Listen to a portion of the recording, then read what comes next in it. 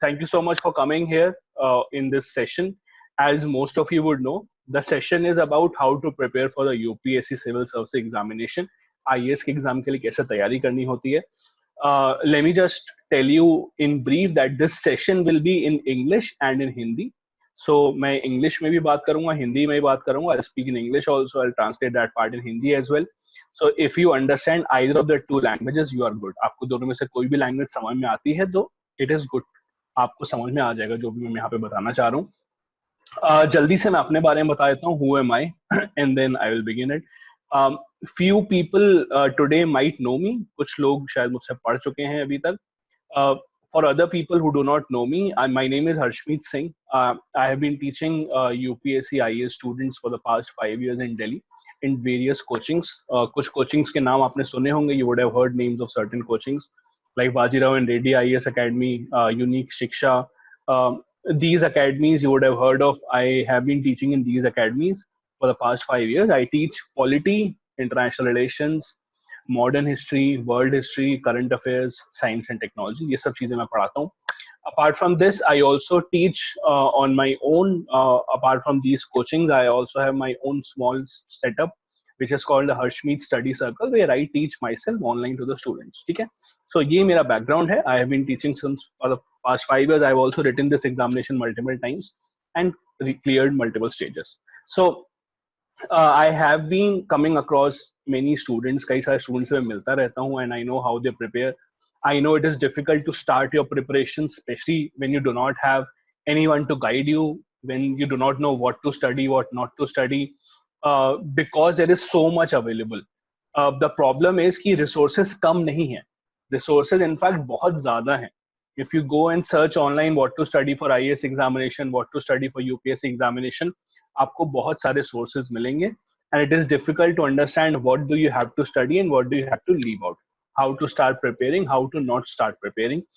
I will also discuss certain mistakes that candidates make so that you do not commit those mistakes, and we'll discuss other things also. I will be happy to take any question that you have. कुछ भी आपका question हो regarding the preparation, I will be happy to answer that at the end of the session.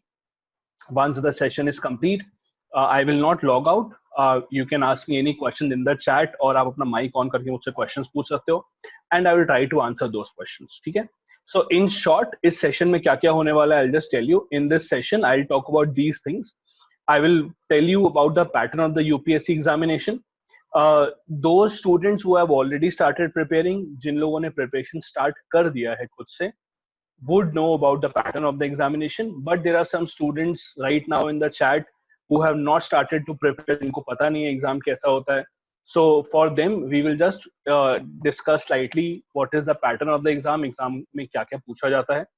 Then apart from that, we will also discuss how to start the preparation. Preparation आपको कैसे start करनी चाहिए. What are the things that you need to start. Then what to study, what not to study. आपको exactly क्या पढ़ना है और क्या नहीं पढ़ना है. Then how to choose your optional subject. Optional subject चुनने के लिए लोग हमेशा काफी सारे क्वेश्चन पूछते हैं एक दूसरे से कि what subject to choose, आपको क्या चूज करना चाहिए, कौन सा स्कोरिंग है, कौन सा स्कोरिंग नहीं है. So I'll answer those questions as well कि optional subject कैसे आप चूज कर सकते हो. Then another question which many people have in their mind is coaching necessary or not. क्या coaching जरूरी है और can you clear the examination without the coaching as well. Is it necessary in this examination to have coaching, to join an institute for your support, या फिर क्या आप बिना coaching के भी ज्वाइन कर बिना कोचिंग के भी you can succeed. So we'll answer that question also. Then we'll focus on how can I help you individually, where can I come in, मैं आपको कैसे गाइड कर सकता हूँ. And then in the last, I will focus on your questions, whatever questions that you might have preparation के regarding, I will be happy to answer all your questions. ठीक है? So हम लोग ये सब करने वाले हैं. अगर आपको बीच में कुछ भी क्वेश्चन है, if you have any question in between, as I said, there will be time at the end में मैं आप सबके क्वेश्चंस के आंसर दूंगा. So you don't really have to worry about that. ठीक है? स्टार्ट करते हैं guys.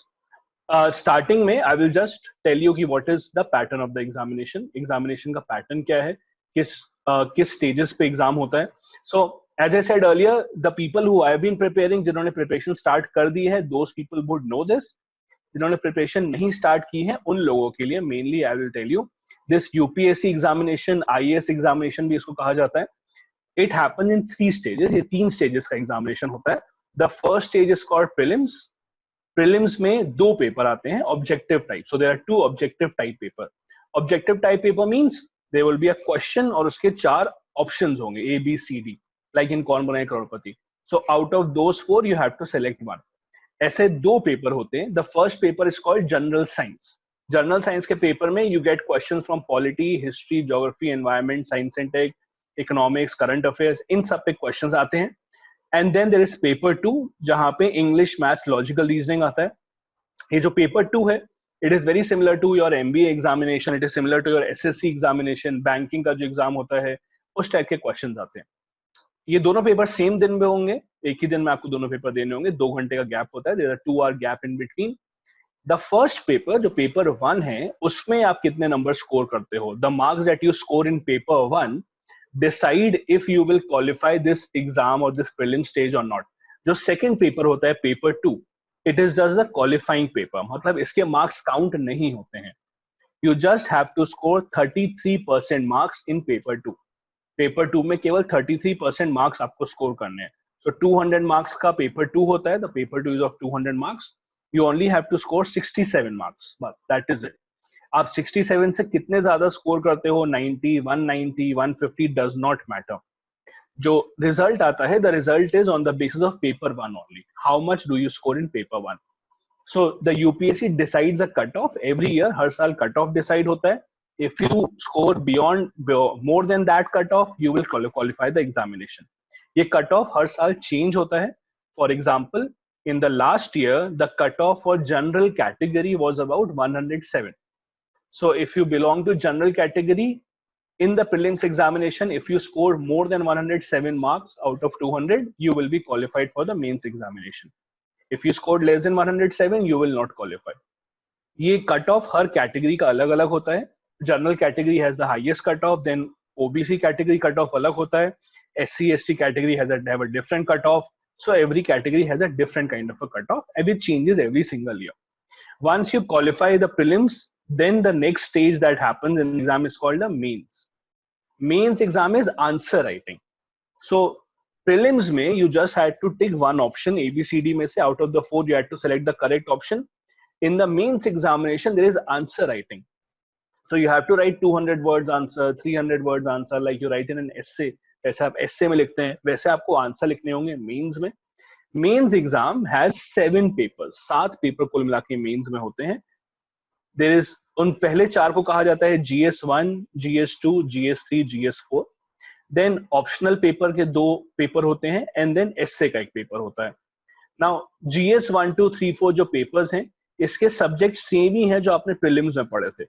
सो प्रीलिम्स में भी you read about history, mains में भी आप हिस्ट्री के क्वेश्चंस होंगे. GS1 में history geography questions are asked. GS2 polity, constitution, IR questions are asked.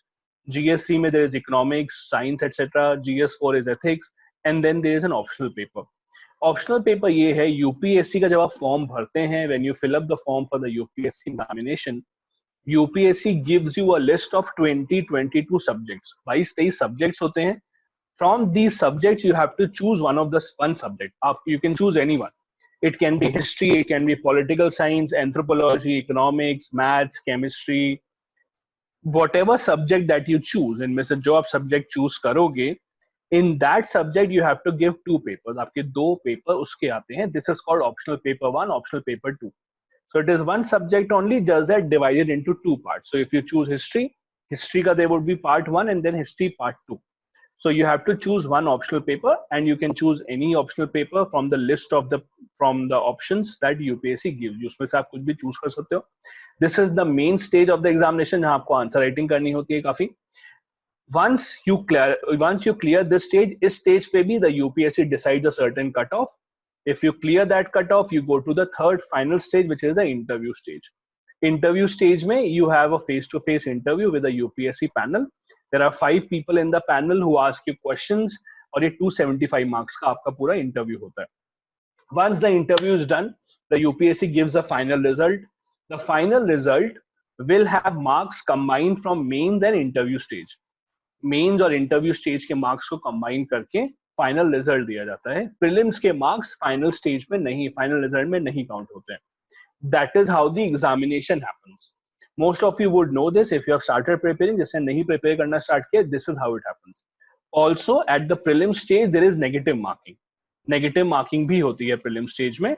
So if your answer is correct, you get 2 points, 2 marks. If your answer is incorrect, the 1.66 marks are deducted. So 1/3 marks आपके काट लिए जाते हैं if the answer is wrong. That is why people do not attend every question. सब question नहीं attend करते हैं. Now, how do you start preparation? Preparation कैसे start करना चाहिए? अगर आपने अभी starting ही नहीं की है, you have not done anything, how do you prepare? Now, what many people do, कई लोग ये करते हैं, आप में से भी कईयों ने किया होगा, you join a Facebook group, you join a WhatsApp group, and you see what are the people discussing, you see the kind of questions which are asked in a Facebook group, यहाँ पे लिखा है इस question का answer दो, ऐसा करो, but that is not how you prepare. क्योंकि you do not know who is running that Facebook group, you do not know क्या ऐसे questions पूछते भी हैं यूपीएससी में कि नहीं पूछते हैं. You cannot trust anyone who just tells you कि ये पढ़ लो and then this is what will be asked. It does not happen that way. The first few things that you need to understand how to prepare is, first you need to see previous year papers.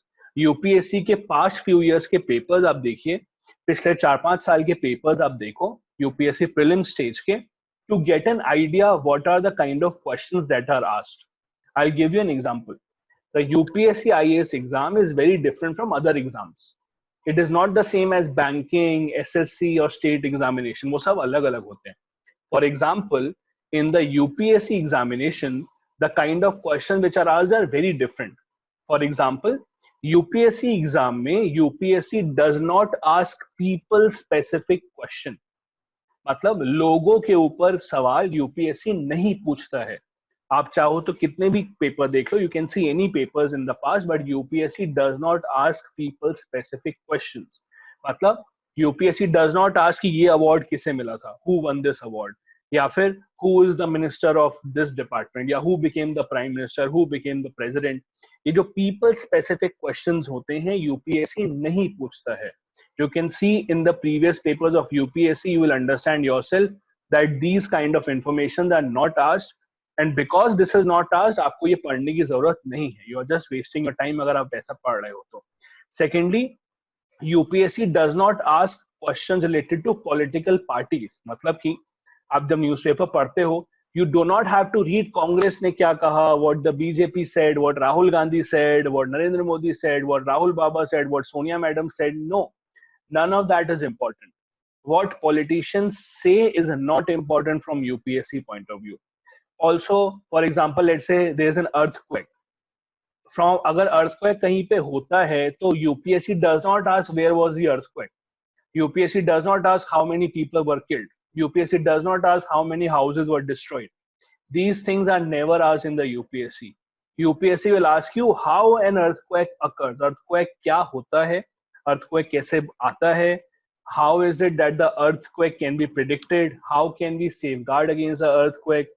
This knowledge will be easily available if you see previous year papers. अगर आप पिछले कुछ साल के papers खुद देखोगे, you will be able to understand what are the kind of questions that are asked actually by the UPSC. So focus on the papers, try and see the newspaper or try and see the previous year papers so that you know what are the kind of questions asked, rather than depending upon someone else. तो Facebook group पे ये question दो, interview में ऐसा question आता है, these are the kind of question asked in the interview. ऐसा कुछ भी नहीं होता है. Interview में not these kind of questions are not asked.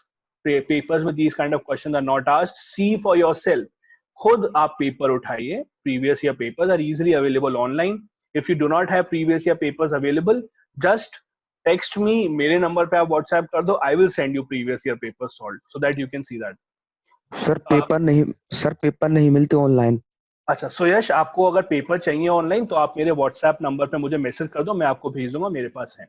Ji sir, okay. ठीक है, सॉल्व पेपर है, आप वहां से देख सकते हो. ओके तो ये पहली चीज तो आपको ये करनी है, प्रीवियस ईयर पेपर देखो 3-4 साल के, थोड़ा आइडिया लेने के लिए कैसे क्वेश्चन आते हैं. ठीक है. सेकंड, एनसीईआरटी के बारे में लोग बहुत बोलते हैं कि एनसीईआरटी पढ़ो. तो एनसीईआरटी क्या जरूरी है कि नहीं, इस पे फोकस करते हैं. देखो, पहली बार एनसीईआरटी क्या है. एनसीईआरटी वो बुक्स जिससे CBSE, ICSE etcetera students are taught, school में पढ़ाई जाती हैं. These are government books, government prints NCERT books, and these are easily available online.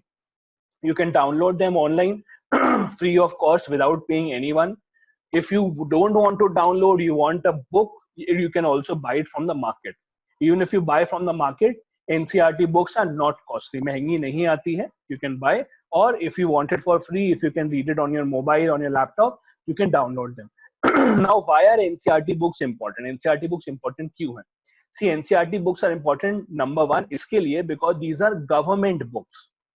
Remember, the exam that you are giving, IAS exam जो है ये government का exam है. Government is taking this exam. So it is best to read from a government source. जो government की books है वहां से पढ़ना सबसे अच्छा रहता है. Secondly, NCERT books give you a very good base because many of you have done college. ज़्यादातर लोग college में होते हैं when you are preparing for the examination. Many people have passed out college also when you prepare for this examination. So history, geography पढ़े हुए बहुत साल हो जाते हैं. Many people would not have read history for the past 7 years, 8 years, 9 years. So it is difficult for them to again read history, geography, economics. For these, it is very important to go to NCERT because NCERT will tell you the basics. Basics से पढ़ाना शुरू करते हैं. That is why NCERTs are very important. Thirdly, NCERT से straight questions आते हैं.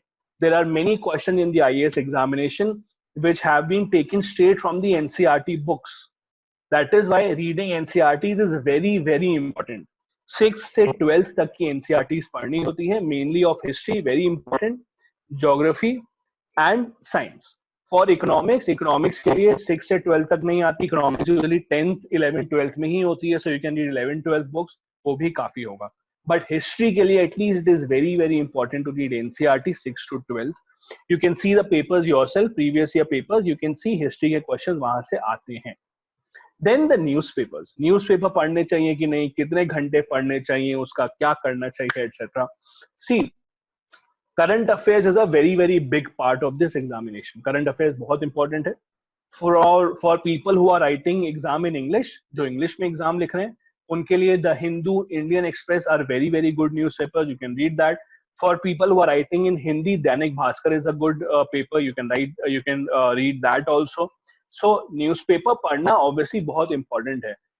The problem is many people read newspapers so deeply that they spend 6-7 hours in a paper. कई लोग हैं जो कहते हैं कि सर न्यूज़पेपर पढ़ने में इतना टाइम लग जाता है that कि पूरा दिन चला जाता है उसी में. We spend 7-8 hours in reading the newspaper, making notes from the newspaper. So क्या किया जाए? यहाँ पे I would like to tell you there are two options that you have. ठीक है? First option is if you are not appearing in the examination this year. For example, 2020-21 में you are not writing the paper. आप 2022-23 में लिखोगे. आप college में हो, you are just starting preparation. आप 2-3 साल बाद एग्जाम लिखोगे. अगर ऐसा है, if this is the case, in that case, you do not need to make notes from the newspaper. आप newspaper पढ़ो. Read the newspaper to understand the news, to understand the writing style, but do not make notes. आपको notes नहीं बनाने उससे. On the other hand, अगर आप इसी साल, एक साल बाद आप पेपर लिखने वाले हो, उस केस में भी there are two options that people have. First option ये होता है कि आप न्यूज़पेपर पढ़ो, अपने नोट्स बनाओ न्यूज़पेपर से, लेकिन उसमें आपको समझना पड़ेगा न्यूज़पेपर में सब कुछ नहीं पढ़ना होता है. There are some things that you study in newspaper. There are some things that you do not need to study in newspapers. Second option is newspaper आप केवल पढ़ो, notes मत बनाओ. Notes from the newspapers can be easily seen online. Online बहुत सारी coachings हैं, हजारों ऐसी coaching institutions हैं which give you free notes from newspaper. Current affairs के free के notes बहुत सारी coachings देती हैं. You do not need to spend one single rupee.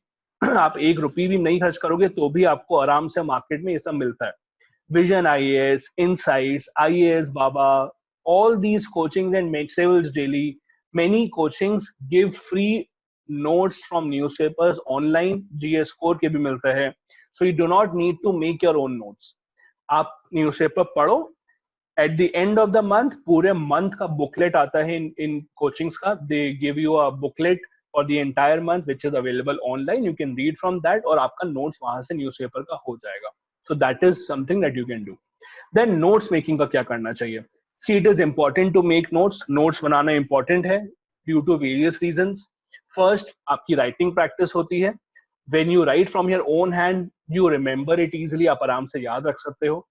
Secondly, note banana is also important because from the books you cannot revise time and again. लोगों की visual memory होती है. For example, you are writing something and when you want to remember it, you will remember कि हाँ मैंने black pen से उस दिन लिखा था, उस page पे लिखा था, that page was on that page I had written that particular word.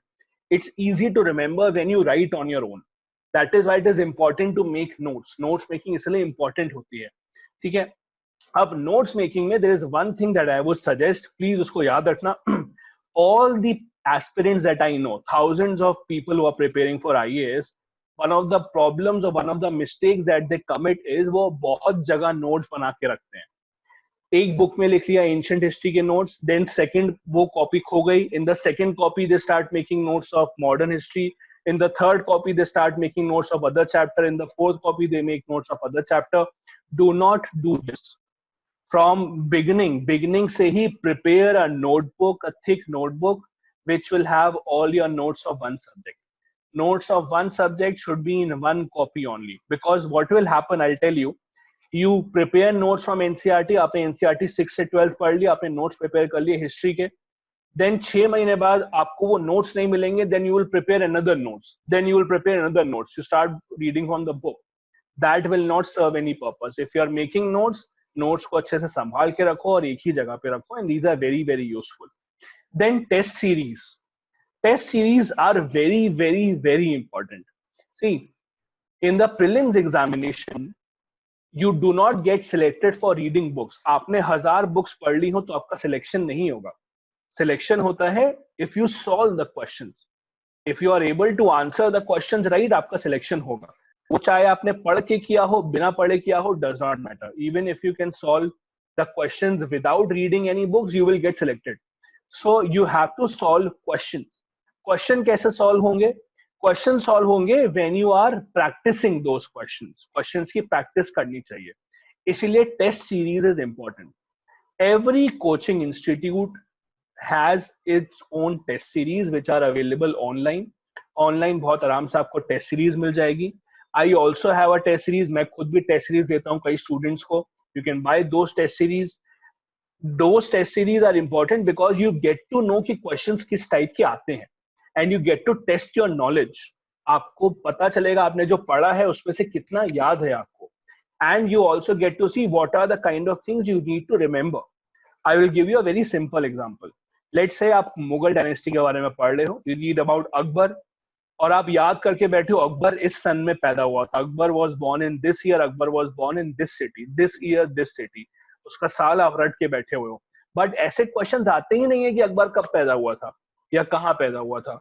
Questions are more about Akbar's policy, Akbar's taxation, Akbar's philosophy towards religion. इस टाइप के questions आते हैं.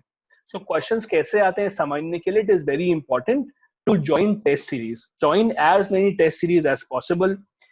These test series come with answers. Answers के solutions भी होते हैं, साथ में explanation होता है. So it is very very important. Also, test series join करने के लिए wait मत करो. मीन्स कई लोग क्या करते हैं, many students I know wait कि पहले सिलेबस खत्म करूं उसके बाद टेस्ट सीरीज ज्वाइन करूंगा. I will wait for my syllabus to end then I will join the test series. Do not do that. If you are starting to prepare right now, after 1 month start taking the test series. Whatever you have studied, test your knowledge.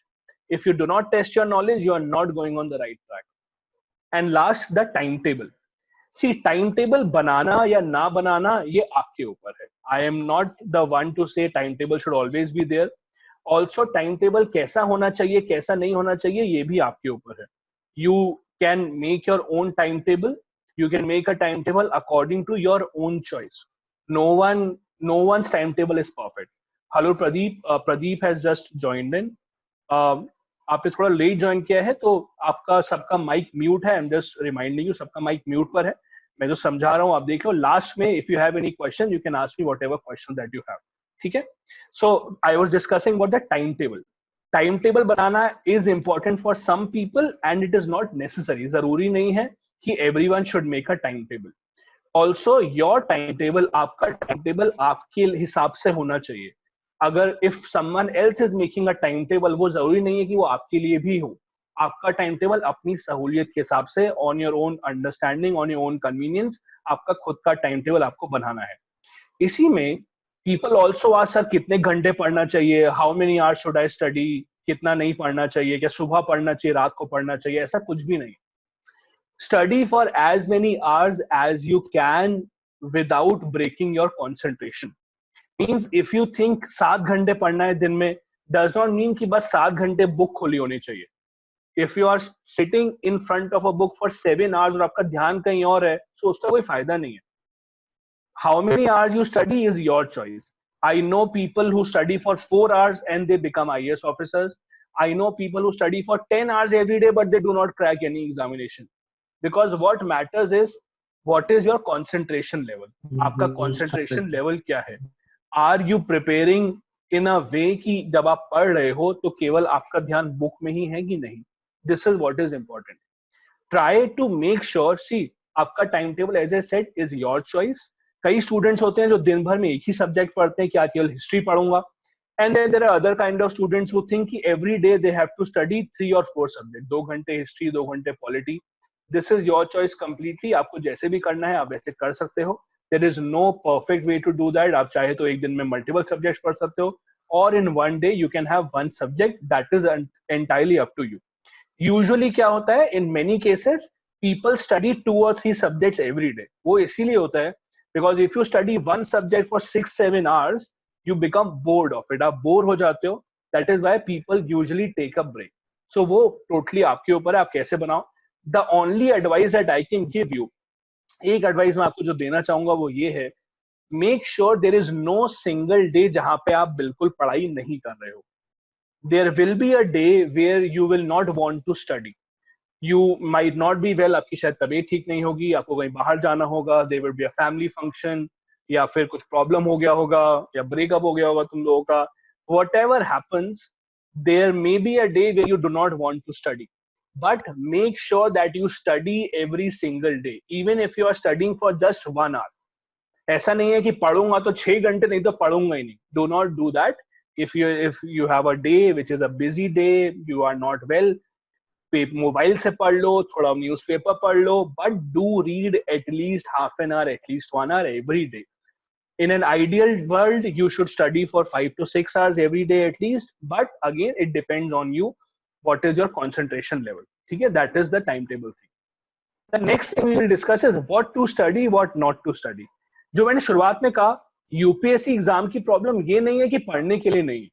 The problem is कि there is so much to study. Online आप जब search करते हो what to study, आपको इतनी चीजें मिल जाती हैं that you do not understand what do you have to study, what do you not have to study. इसीलिए it is important to understand there are certain things जो आपको नहीं पढ़नी चाहिए, because it is a wastage of your time. वो केवल time waste करता है. पढ़ना क्या चाहिए, as I said earlier, NCERTs are very very important.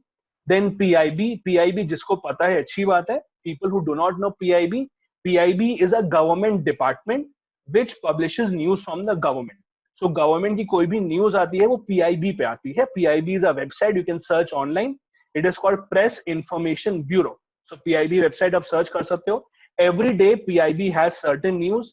If you want to check if a certain news from the government is fake or not, government ने कुछ announce किया है वो ठीक है या गलत है, you have to search PIB. रोज एक बार PIB search कर लोगे तो you will get many news stories. Newspapers भी जस्ट डिस्कस पढ़ना चाहिए. इसके अलावा देयर इज लोकसभा, राज्यसभा की.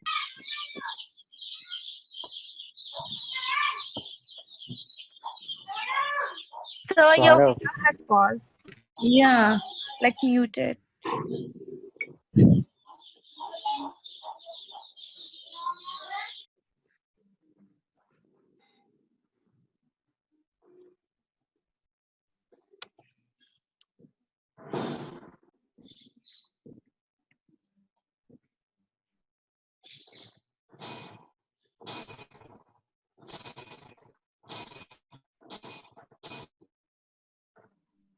Hello guys, can you hear me now?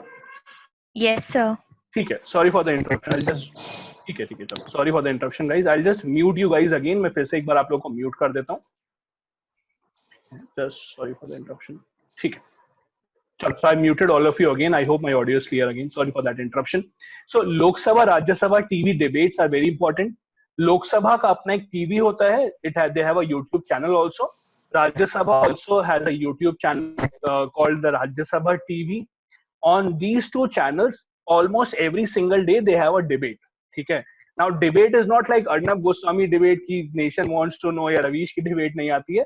They have very simple debates where very learned people come, senior IAS officers come, and they discuss very important topics. For example, they discuss why oil prices are going down, oil सस्ता क्यों हो रहा है, or they discuss what is the lockdown about, or they discuss should be open liquor shops or not, alcohol shops open होनी चाहिए. So very important topics from your examination point of view are discussed in these debates. These are usually half an hour to 40 minutes debates.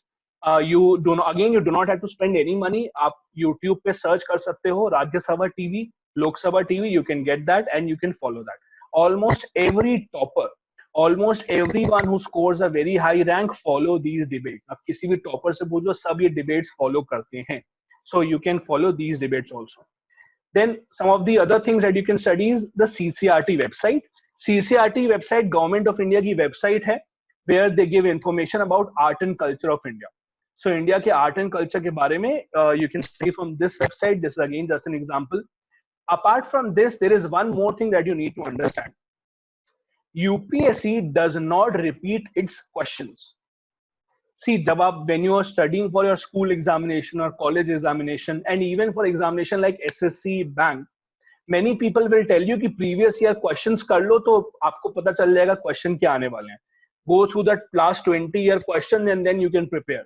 But for UPSC, this does not happen because UPSC never repeats its question in the prelims examination. You can go through past 20 years paper of prelims examination. उसमें से कोई भी question आपको अगले साल नहीं मिलेगा. They never repeat the questions. So going through previous year questions is important to understand the kind of questions that are asked. But you can't expect कि वो same question दोबारा आ जाएगा. वो नहीं आता है. तो इसमें आपको एक चीज और करनी होती है.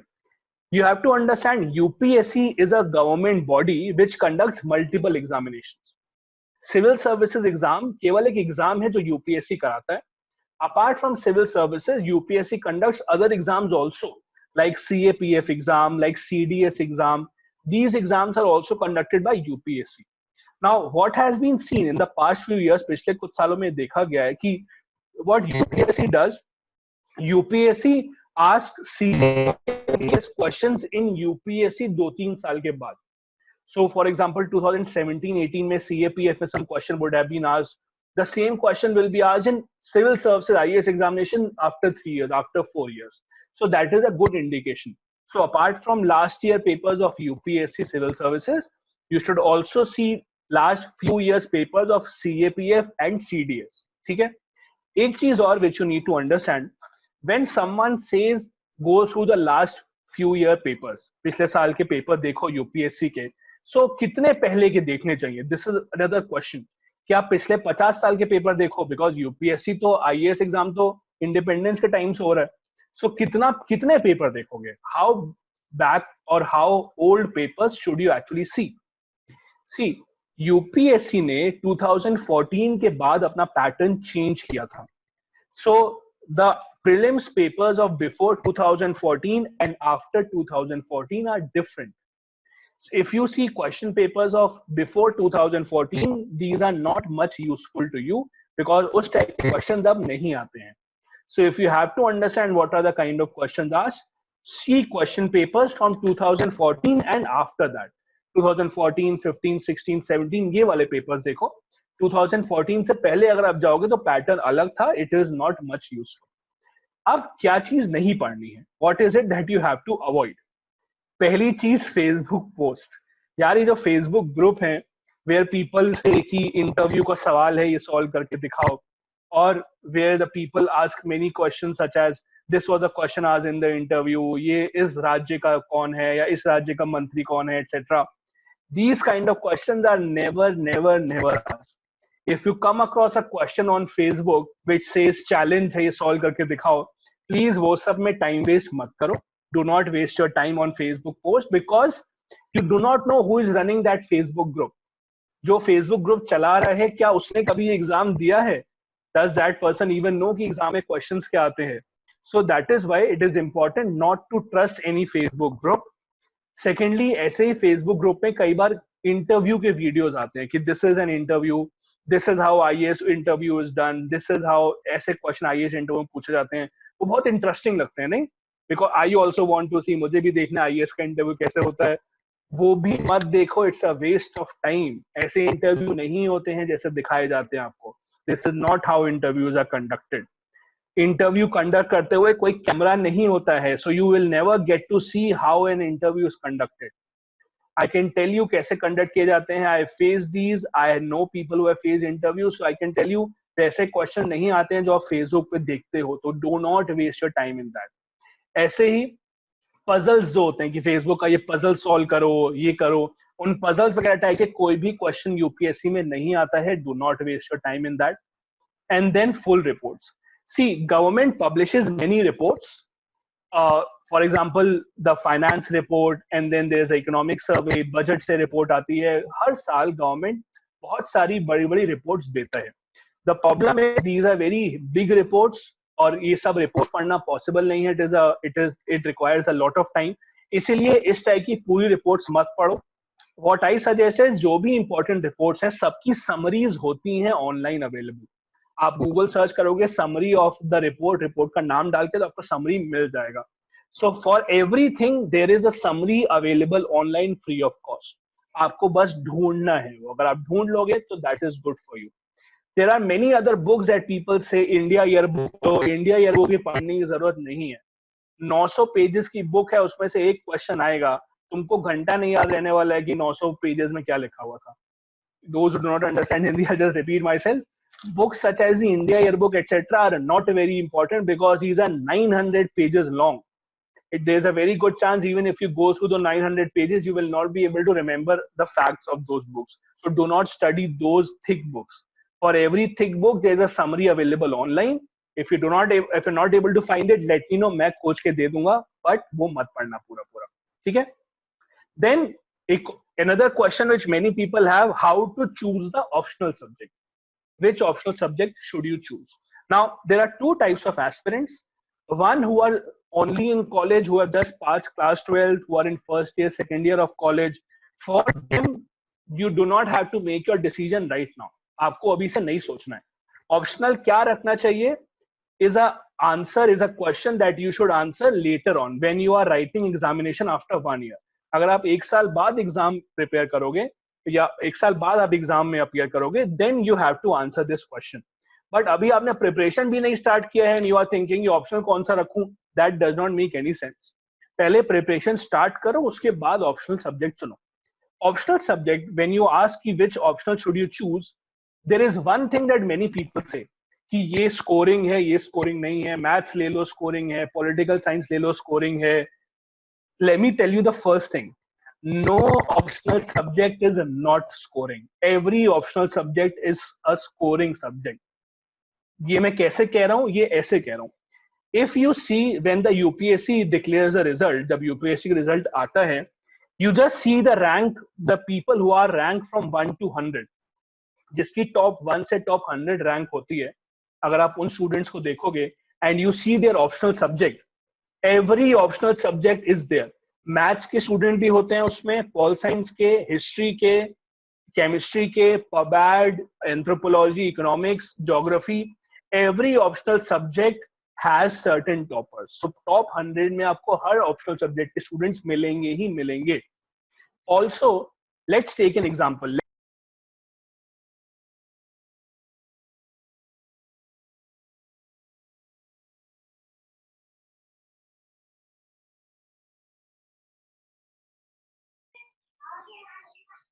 Anyone is there? Sir, you're not audible, sir.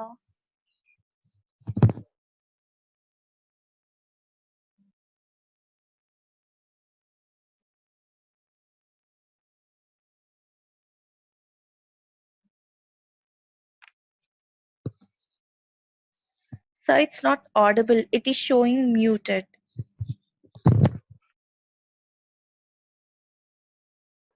Can you hear me now, guys? Yes, sir. Can you hear me? चलो ठीक है, ठीक है, thank you so much guys. हाँ, sorry for the disturbance, I hope अब सबको मेरी आवाज आ रही है। ठीक है, सो पहली चीज I was telling, is an optional scoring subject और not? As I said earlier also, जितने भी सब्जेक्ट्स हैं all of them are scoring subjects because all of them have rankers. Top 100 में you will see optional subject for almost every particular student. Almost every optional subject has someone in top 100। तो वो मत सोचो कि ये optional subject है, ये optional subject ठीक है, ये ऑप्शनल सब्जेक्ट ठीक नहीं है। This is something that you need to understand. Second thing is, what is your background or what is your interest? आपका background क्या है और आपका interest क्या है? When I say your background, this means कि क्या आपने graduation उस subject में किया है या नहीं किया है. For example, let's say you are history honors, graduation में आपने history honors किया था, so आपने obviously history पढ़ा होगा. That is why it makes more sense अगर आप history optional लेते हो. या फिर अगर आपने पॉल साइंस किया हुआ है कॉलेज में, इट मेक्स सेंस कि आप पॉल साइंस ऑप्शनल लेते हो. So your background is another way. Also केवल आपने अगर पॉल साइंस में बीए किया है does not mean that you should pick pol science only, political science only. It also depends on your interest. College में पढ़ाई की भी थी कि नहीं की थी. If you are good in college, if you studied well in college, you can opt for that subject also. आपकी मेहनत बचेगी because most of it you would have studied in your college itself. Then your interest, आपका interest किस में है? Interest पता लगाने के लिए you have to study that subject. That is why I am saying when you start preparing, do not ask yourself which optional subject would I take. वो बहुत बात की बात है. पहले आप पढ़ना शुरू करो. Read NCERT, read every subject a little, read history, read geography, and then you will able to understand which subject is most interesting to you. Then study material. See, study material is very very important. ये important क्यों है? Let's say for example you have history optional and you have to study history. For any optional subject, you will have to read at least 5 or 6 books. History optional है तो केवल एक book से काम नहीं चलेगा.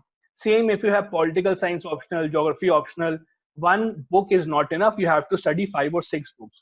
Now, students do not have so much time. इतना time नहीं होता है कि आप books पढ़ो पूरी. So what the students actually do is they go to the market or they go to online websites and they buy short notes. Political science के notes खरीद लेते हैं, हिस्ट्री के पीपल बाय नोट्स, ज्योग्राफी के लोग notes खरीद लेते हैं, और they buy solved answers, they buy previous year solved answers. So if your subject is easily available in the market, it would be easier for you to prepare. I'll give you an example. For example, if you choose subjects like history, geography, economics, political science, all these are easily available in the market. आपको previous year paper भी मिल जाएगा, notes भी मिल जाएंगे.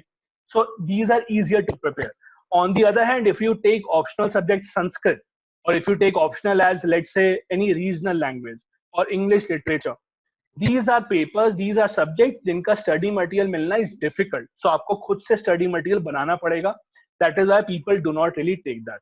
ठीक है? And the last thing that you need to keep in mind is it common to GS or not? See, कुछ subject ऐसे हैं like history, geography, political science, economics, आपको वैसे भी पढ़ने ही है. Even if you do not have these subjects as an optional subject, तो आपको वैसे भी पढ़ने ही है. So इसीलिए many students take this as an optional subject कि आपको ऑप्शनल नहीं भी होगा तो भी पढ़ना होगा. इससे अच्छा है कि और पढ़ लो, so ऑप्शनल भी कवर हो जाएगा. That is why people do not take chemistry, do not take physics, do not take Sanskrit, English literature, because ये common नहीं है. आपको वो अलग से पढ़ना पड़ेगा. But if you have graduation in them, तब आप ले सकते हो. But people usually study those subjects as optional जो कि GS में पहले से ही पढ़ते हैं, which is history, political science, geography, economics, PubAd, इस टाइप के. ठीक है? Then another question that many people have is coaching necessary? क्या कोचिंग करनी ही चाहिए? इसका आंसर दोनों है यार, yes भी, no भी. I know many people who have cleared IAS examination without any coaching. I know many people who have cleared examination with coaching also. तो वो दोनों आपके ऊपर है. अब कोचिंग हेल्प कहाँ पे करती है? If you are starting on your own, you can clear the IAS examination. The problem is, in the beginning, you do not know what to study, what not to study. जैसे मैं आपको बता रहा हूँ, आपको ये बुक पढ़नी है, ये बुक नहीं पढ़नी है, इसमें से यहाँ पढ़ना है और ये चीज नहीं पढ़नी है. अगर आप कोचिंग नहीं करते हो, इसमें काफी टाइम जाता है आपका. आई एम नॉट सेइंग आप खुद डिसाइड नहीं कर सकते. You can decide on your own. Online भी ये सब चीजें अवेलेबल हैं, you can read online also, but it takes a lot of time. If you are in a coaching, you are told, आपको पहले ही शुरुआत में बता दिया जाएगा ये पढ़ो, ये मत पढ़ो, ये पढ़ो, ये मत पढ़ो. So when you are in a coaching, you save some time, आपको वो टाइम बचता है. That is where coaching helps. Second thing where coaching helps is you always have someone to ask your question. कुछ doubt है तो आप पूछ सकते हो, कुछ भी डाउट अबाउट प्रिपरेशन और anything, you have someone that you can ask yourself to, and you can ask doubts to those people जो एग्जाम दे चुके हैं, जो उस फील्ड में है, so you know वो ठीक बात बताएंगे. If you do not have coaching, तो भी आप ये डाउट्स पूछ सकते हो ऑनलाइन और लोगों से, but you do not know कि वो ठीक बता रहे हैं कि नहीं बता रहे हैं. यहाँ पे प्रॉब्लम हो जाती है. But again if you, there are many people who without coaching also, क्योंकि अगेन कोचिंग के लिए आप लोगों को जाना पड़ता है बाहर, दिल्ली या लखनऊ या इलाहाबाद या फिर अलग अलग जगहों पे, and there is lot of money that is involve. रहने का अलग खर्चा होता है, and there is a lot of coaching fees that is involve. इसलिए कई लोग कोचिंग नहीं करते हैं. But then again it is entirely up to you, आप जैसा चाहो कर सकते हो. दोनों के प्रोज एंड कॉन्स हैं, as I just told you. Now how can I help? मैं यहाँ पे जो आपके लिए बैठा हूँ सामने, मैं आपके लिए क्या कर सकता हूँ, और what do you actually, what can you expect from me? See, as I told you, I teach in many IAS coaching, multiple IAS coachings. I've been teaching for the past 5 years. मैं पिछले 5 साल से पढ़ा रहा हूँ. So first thing that I can do is I am available on email. आपको कोई भी डाउट हो regarding your preparation, doubt such as कि क्या पढ़ना चाहिए, क्या नहीं पढ़ना चाहिए, या फिर डाउट सच एज कि एक रिपोर्ट आई है वो पढ़नी चाहिए या नहीं पढ़नी चाहिए, या फिर any question that you might have. अगर कुछ ऐसा डाउट है, this is my email ID, मैंने आपके सामने लिखा हुआ है, harshmeetstudycircle@gmail.com. आप कभी भी इस पे ईमेल कर सकते हो. You can write an email to me and I will respond to you immediately. शायद ना रिस्पॉन्ड कर पाऊँ, I may not be able to respond immediately, but in a few hours, in a few days, I will respond. I will always respond to my students. So कुछ भी question हो तो you can ask me. ठीक है. Second चीज what I do online is I conduct online classes on Zoom. तो Zoom पे मैं जैसे हम लोग अभी बात कर रहे हैं, वैसे ही मैं ऑनलाइन क्लासेस भी लेता हूँ कई सारे स्टूडेंट्स की अपने से. वो जो classes, the classes that I take are subject wise. I do not take all the classes. मैं ये नहीं कहता हूँ सारी कोचिंग मैं ही कराऊंगा. I take subject wise classes on Zoom. For example, अभी जो मेरी क्लास चल रही है, I am taking a class जो रोज दोपहर को 1 बजे होती है, where I discuss 100 most important topics for prelims. I also take class where I cover polity syllabus. Then I also take class जहाँ पे I cover all NCERTs with notes, science and technology, history, current affairs, international relations, and I teach optional subject political science. ये सारी classes I conduct online because for one sub you should not be force to pay the fee for the entire coaching. For example, अगर आप पूरी coaching join करोगे दिल्ली आके, तो अभी आपको 1.5 लाख 2 लाख रुपए तक फीस देनी पड़ती है. So that is not what happens in online classes. Online classes में I have course wise things. So for example, if you have, आपको अगर साइंस एंड टेक्नोलॉजी पढ़ना है तो द फीस इज 3,000 4,000 रुपीज. ऐसे हिस्ट्री के लिए अलग फीस होती है, आपको कल वो पढ़ना है तो एनीवे. सो ये सब चीजें मैं करता हूँ. Apart from that, I also have a YouTube channel. मेरा यूट्यूब चैनल है हर्षमीत सिंह के नाम से. You can search it on YouTube. I upload videos very frequently on current affairs and important topic for prelims. तो आपको वहां से free of cost videos मिल सकते हैं, वो आपके लिए helpful होंगे. I also have a Facebook page जिसका नाम है Harshmeet study circle. You can search that page. वहां पे भी I do a lot of stuff. So you can see a lot of position. You can see a lot of posts on my Facebook page Harshmeet study circle के नाम से.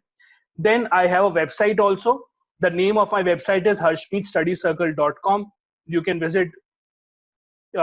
The name of my website is harshmeetstudycircle.com. You can visit my website and you will be able to see whatever you want to.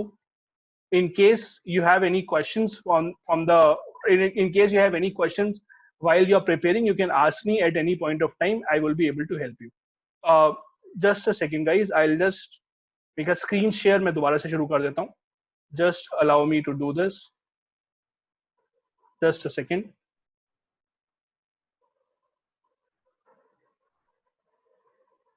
So ये मेरी website है. You can see this website harshmeetstudycircle.com. आप इस website पे भी जा सकते हो. In case you have any questions, मेरी वेबसाइट पे आपको सब ये डेटा अवेलेबल मिल जाएगा. And apart from that also, if you have any questions, I have given you my email ID. You can always reply to that. You can always write your email to my email ID and I will be able to reply to that. Apart from that, as I said, I also run few test series. मेरी खुद की test series भी है prelims और mains की. If you want that, you can let me know and I can give you that also. ठीक है. Now it's time to answer your questions. This is it. जो भी मुझे बताना था, मेरे पास यही है सब बताने को आप लोगों के हेल्प के लिए अभी के लिए. If you have any question, आपके पास कुछ भी क्वेश्चन है, चैट में आप मुझे लिख के बता दो. आई एम हियर, मैं अगले 10 मिनट तक यहीं पर हूँ. I am right here. Any question that you might have regarding your preparation, let me know in the chat. आप चैट में टाइप कर लो and I will answer you. Sir जैसे आपने बोला कि न्यूज़पेपर पढ़ लो, आप इसमें जैसे अपन करंट अफेयर की वीडियो देख लो तो उसमें क्या? उसमें क्या बेटर है, करंट अफेयर्स की वीडियो या न्यूज़पेपर, ये पूछ रहे हो यस आप? सर, यस सर, ठीक है. Yes sir. ठीक है. सी सोयश ने क्वेश्चन पूछा है कि क्या हमें न्यूज़पेपर पढ़ना चाहिए या फिर करंट अफेयर्स के वीडियोस देखने चाहिए. सी करंट अफेयर वीडियो देखने में द प्रॉब्लम इज वीडियो कई बार ज्यादा टाइम लेते हैं. सो इसलिए कुछ लोग वीडियो ना देख के न्यूज़पेपर पढ़ना पसंद करते हैं. But if there is a specific topic, for example आपने न्यूज़पेपर में न्यूज पढ़ी, there is a specific topic which you did not understand, एक स्पेसिफिक टॉपिक है जो आपको समझ में नहीं आया, वो सर्च करके उसका वीडियो देख लो तो अच्छा है. बट दिन भर की न्यूज केवल वीडियो से लेना, न्यूज़पेपर बिल्कुल नहीं पढ़ना, is not something that I would suggest. मैं वो सजेस्ट नहीं करूंगा, बिकॉज अगेन आप खुद से न्यूज़पेपर पढ़ोगे तो आप और अच्छे से पढ़ पाओगे. If you are seeing a video, video केवल एक या दो टॉपिक समझने के लिए अच्छा है, बट पूरा न्यूज़पेपर कवरेज वीडियो से करना मुश्किल होता है, उसमें टाइम ज्यादा लगता है. So I would personally advise आप न्यूज़पेपर खुद से पढ़ो rather than actually going to the video for every day. Anyone else has any question, you can unmute your mic. आप अपना mic भी unmute करके question पूछ सकते हो. I'll reply to that. और if you have any other question तो आप मुझे chat पे भी अपना question type करके दे सकते हो and I'll reply to it. मैं यहीं पर ही हूँ अगले 10 minutes. और सर जैसे आपने बोला कि जो फेसबुक पे इंटरव्यू वगैरह होते हैं, तो जैसे यूट्यूब पे वो दृष्टि आईएएस वगैरह के इंटरव्यू आते हैं कि हाँ जो हाँ अब पास हो रहे, पास हाँ आउट हाँ हुए हैं, हाँ तो हाँ. सर वो देखना चाहिए कि नहीं? यार वो देख सकते हो बट अभी बिल्कुल भी जरूरत नहीं है. इंटरव्यू के वीडियो तब देखना जब इंटरव्यू पे टाइम आएगा. अभी तो प्रीलिम्स और मेंस की तैयारी करो, बुक्स पढ़ो.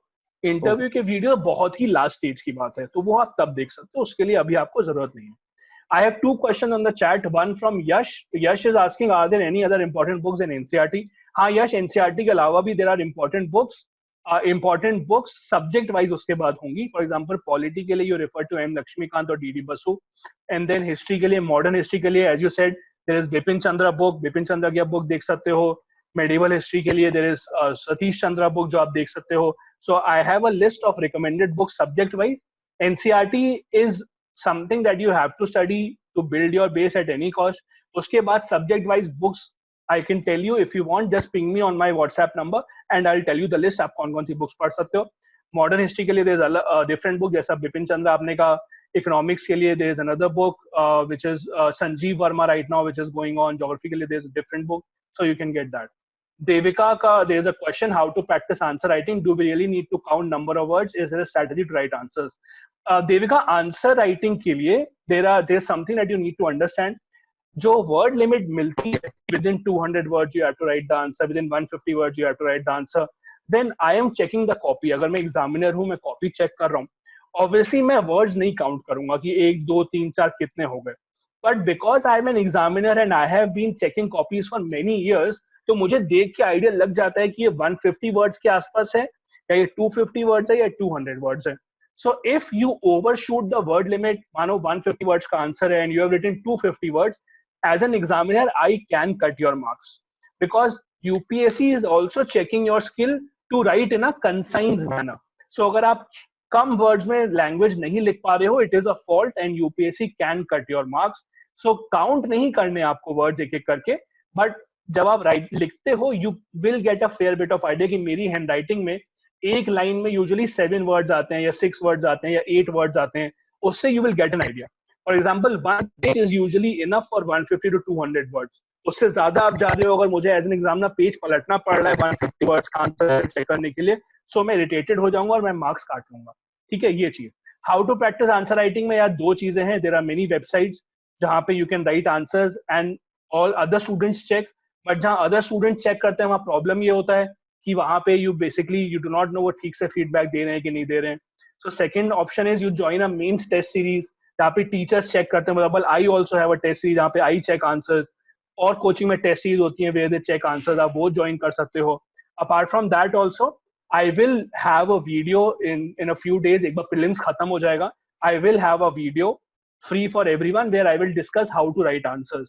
तो आप वहां पे थोड़ा बहुत बेसिक सीख सकते हो, आंसर राइटिंग आपको कैसे करनी है. It will help you there. Pradeep has one question. Pradeep is saying can I get study material specially for GS paper?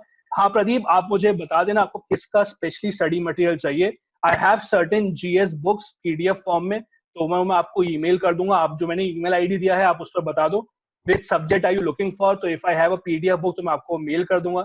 If I have some other reports तो मैं आपको मेल कर दूंगा. You can get that also.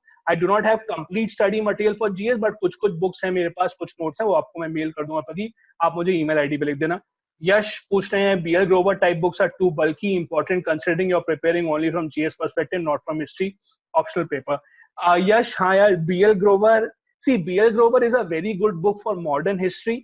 And अगर आप optional के लिए नहीं भी तैयारी कर रहे हो तब भी I would advise you to go with BL Grover only, because once you study BL Grover you do not have to study Bipin Chandra, you do not have to study Spectrum BL Chandra को हटा भी दोगे. अगर BL Grover Alka Mathur अच्छे से आपने पढ़ ली, it is a very very good book, सब डिटेल में दिया हुआ है. And history again is a scoring subject. Prelims में भी, मेंस में भी, GS1 में बहुत सारे क्वेश्चन हिस्ट्री से आते हैं.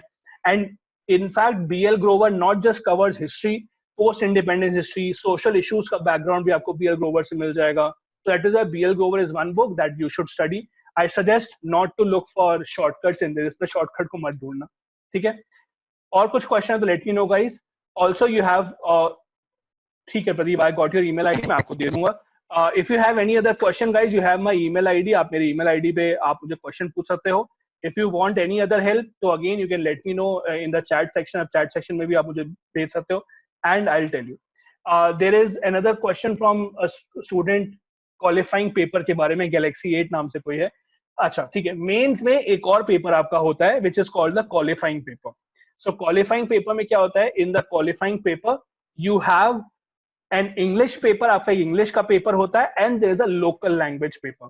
Local language paper can be Hindi, can be any language that you choose. Your mother tongue, it can be Telugu, it can be Tamil, it can be Bhojpuri, it can be Hindi. It is called a qualifying paper.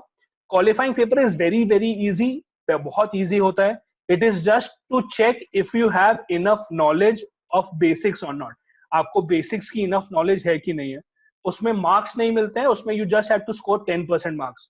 And when I say basic, is very very basic. For example English का qualifying paper जो होता है उसमें आपको बहुत एक sentence लिखा होगा I R going. So I R going को आपको ठीक करना है, वो करोगे आई एम गोइंग, बस वैसे क्वेश्चन आते हैं. जस्ट टू चेक कि when you become an IAS officer आपके पास कोई बुक आएगी उसमें इंग्लिश में लिखा होगा तो क्या आप पढ़ पाओगे, नहीं पढ़ पाओगे. सो that is a qualifying paper जो मेंस में होता है. इंग्लिश में आपको देना होता है और another language which you choose yourself, any Indian language, Hindi, Tamil, Telugu, Marathi etcetera. It's a very easy paper, उसके बारे में मत सोचो, बहुत इजी पेपर होता है. I have email ID from Pradeep, I have email ID from Lakshmi also. I will mail them certain study material. कुछ और क्वेश्चन अगर है कुछ भी और तो लेट मी नो. स्वयं आपने शायद अनम्यूट किया माइक को. Do you want to ask anything? Yes sir. हाँ सर सुनाई दे? हाँ सुनाई दे रहा, थोड़ी कट रही है थोड़ी सी, बट बोलो जी.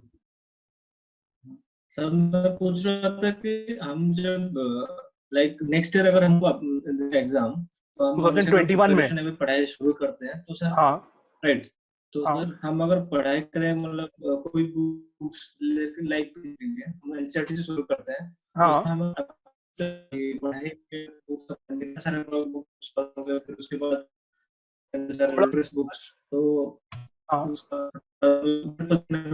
मतलब स्वयं थोड़ी सी आपकी आवाज कट रही है. मैं जितना समझ पाया हूँ मेरे हिसाब से आपने ये पूछा कि आपको नेक्स्ट ईयर पेपर देना है आपका, आप एनसीईआरटी पढ़ने के बाद कौन सी बुक्स पढ़नी है, शायद आप ये पूछ रहे हो क्या?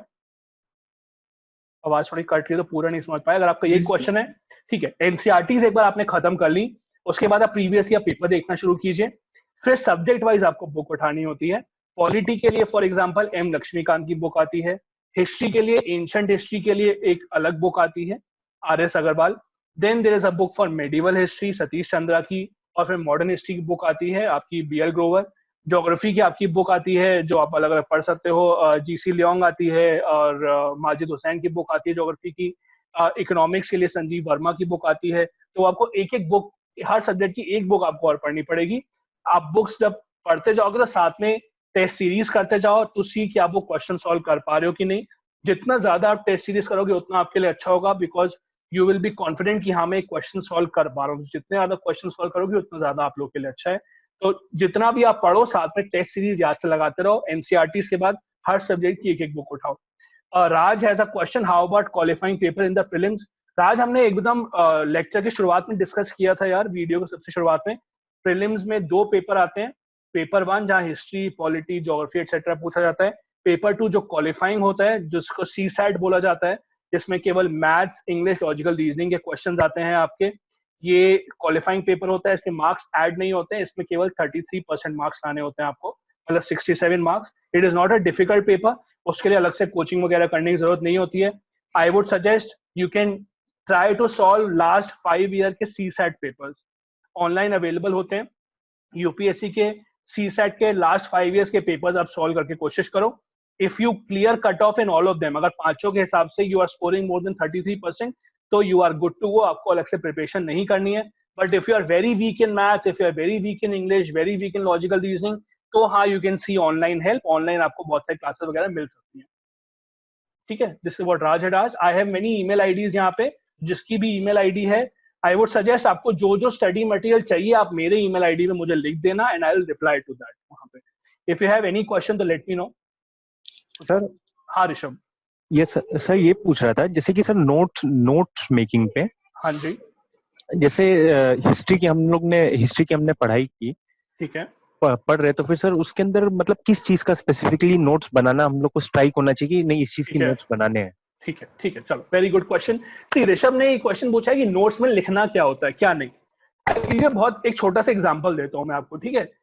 एक बुक है इंडिया ईयर बुक, जो सब कहते हैं पढ़नी चाहिए, ठीक है, क्योंकि गवर्नमेंट की बुक है, उसमें इंडिया के बारे में सब कुछ लिखा होता है। तो अब जब पहला चैप्टर पढ़ोगे इंडिया ईयर बुक का, उसमें लिखा हुआ है कि India is the 7th largest country in the world, दुनिया की 7वीं सबसे बड़ी कंट्री है, 2nd हाईएस्ट पॉपुलेशन है हमारी, हिमालय माउंटेन है। अब ये सब चीजें तो आपको पता ही है ना, तो ये सब चीजें तो आप स्कूल से पढ़ रहे हो, तो ये सब चीजें आपको नोट्स में नहीं लिखनी होती हैं। नोट्स आपके खुद के लिए हैं, जो आपको हमेशा से पता है। Those things are not to be written in notes. आपको पता है इंडिया में क्या पॉपुलेशन है, वो सब क्या है, वो आपको लिखना नहीं है, तो वो आपको खुद से पता है। सेकंड, क्या लिखना है नोट्स में, क्या चीज याद रखनी है, वो चीज आपको प्रीवियस ईयर पेपर देख के पता चलेगी। मतलब आप जब हिस्ट्री पढ़ना शुरू करते हो, फॉर एग्जाम्पल आपने 2 चैप्टर पढ़े हिस्ट्री के, ठीक है, आपने मुगल एम्पायर पढ़ लिया केवल, और अभी मुगल एम्पायर ही पढ़ो केवल, एंड देन आप प्रीवियस ईयर पेपर देखो हिस्ट्री के कि उसमें मुगल एम्पायर से किस टाइप के क्वेश्चंस आए हैं, या फिर टेस्ट सीरीज देखो ऑनलाइन कई सारी कोचिंग से कि मुगल एम्पायर से किस टाइप के क्वेश्चंस पूछे गए हैं। वो इन्फॉर्मेशन आपको पता चलेगी कि अच्छा ये आपको लिखना है। फॉर एग्जाम्पल आपको ये नहीं लिखना है कि कब पैदा हुआ था, कहाँ पैदा हुआ था, आपको ये लिखना है कि उसकी एडमिनिस्ट्रेटिव पॉलिसी क्या थी, रेवेन्यू पॉलिसी क्या थी, राजपूत रिलेशन क्या था, बिकॉज ये टाइप के क्वेश्चन आते हैं। अकबर के टाइम पे दीन लाही जो स्टैब्लिश हुआ था, वो किसने स्टैब्लिश किया था, दीन लाही एक्चुअली क्या था, अकबर के टाइम पे जो उनके पोएट्स थे वो क्या क्या थे। ये सब जो चीजें आपको लिखनी है या क्या नहीं लिखना है, वो आपको प्रीवियस या पेपर से समझ में आएगा। थोड़ा टाइम लगेगा इसमें, आई एम नॉट सेइंग बहुत इजी है, थोड़ा टाइम लगेगा, बट आपके लिए बेस्ट ये रहेगा आप 2-3 साल के 4 साल के प्रीवियस या पेपर्स देखो, या टेस्ट सीरीज देखो कि हिस्ट्री से किस तरह के क्वेश्चंस आए हैं, और वो इन्फॉर्मेशन आपको लिखनी है, रादर देन अपने मन से नोट्स बनाना शुरू कर देना और पहले के पेपर ना देखना। एक और चीज चेक करने के लिए इसमें ऐड कर दूं, लेट्स से आपने नोट्स बना लिए मुगल्स के नोट्स बनाने के बाद अटेम्प्ट करो मुगल्स के क्वेश्चन जो लास्ट के आपने नोट्स बना लिए, नोट्स को पढ़ो और फिर मुगल से क्वेश्चन सॉल्व करना शुरू करो, और देखो क्या आपके नोट्स के बेसिस पे आप वो क्वेश्चन सॉल्व कर पा रहे थे। नहीं कर पा रहे थे तो मतलब कुछ आपने छोड़ा हुआ है, तो आपको वहां से पता चलेगा कि हाँ मुझे ये चीजें भी लिखनी है। सर ये करना। हाँ ऋषभ, सर एक और एक चीज पूछना था, जैसे कि मेरे कुछ फ्रेंड्स हैं जो कि प्रिपेयर कर रहे हैं, तो बोलते हैं सर नोट्स बनाने से अच्छा हम लोग ये मतलब जैसे जो टेक्स्ट बुक में से जो पढ़ रहे, जो हमें इंपॉर्टेंट लग रहा है उसको अंडरलाइन करके छोड़ देते हैं, नोट्स नहीं बनाते हैं। वो ज्यादा एफिशिएंट या इफेक्टिव है कि सर ये यार उसमें अच्छा ठीक है, इसमें ना 2 बातें हैं यार। पहली चीज तो ये, टाइम बचता है। अगर आप बुक में केवल अंडरलाइन कर दो और सोचो वहीं से आके पढ़ लूंगा, टाइम बचेगा, इसमें कोई भी डाउट नहीं है। प्रॉब्लम इसमें ये है, जो मैंने शुरुआत में कहा, जब आप खुद अपने हाथ से लिखते हो और अपनी लैंग्वेज में लिखते हो, तो there is a very high chance कि आपको याद रहता है। बहुत सिंपल से एग्जांपल मैं दूंगा। आप जब कई बार आप याद करो, आप जब स्कूल में एग्जाम लिख रहे होते थे, कॉलेज में एग्जाम लिखते थे, आपको कुछ याद नहीं आता था, आप सोचते थे वो कहाँ लिखा था कहाँ लिखा, तो आपके दिमाग में इमेज बनना शुरू होती है, हाँ मेरी कॉपी के उस पेज में मैंने ऐसा कुछ लिखा था, वहां वो काटा हुआ था, वो अंडरलाइन किया हुआ था, और तब आप याद रखना शुरू करते हो उसको। Visual memory actually helps you to retain things. इसलिए आप जब खुद से लिखोगे एक बार हाथ से तो आपको वो आसान पड़ेगा। बट अगेन क्योंकि उसमें टाइम थोड़ा जाता है, तो आपकी चॉइस होनी चाहिए। आपको लगता है कि नहीं यार मैं ऐसे ही याद कर लूंगा, मुझे टाइम बचाना चाहिए, मैं बुक्स में ही अंडरलाइन कर लेता हूँ, तो आप वो कर सकते हो। दूसरी चीज नोट मेकिंग इसमें हेल्प करती है, कई बार आपको एक बुक से ज्यादा के नोट्स चाहिए होते हैं।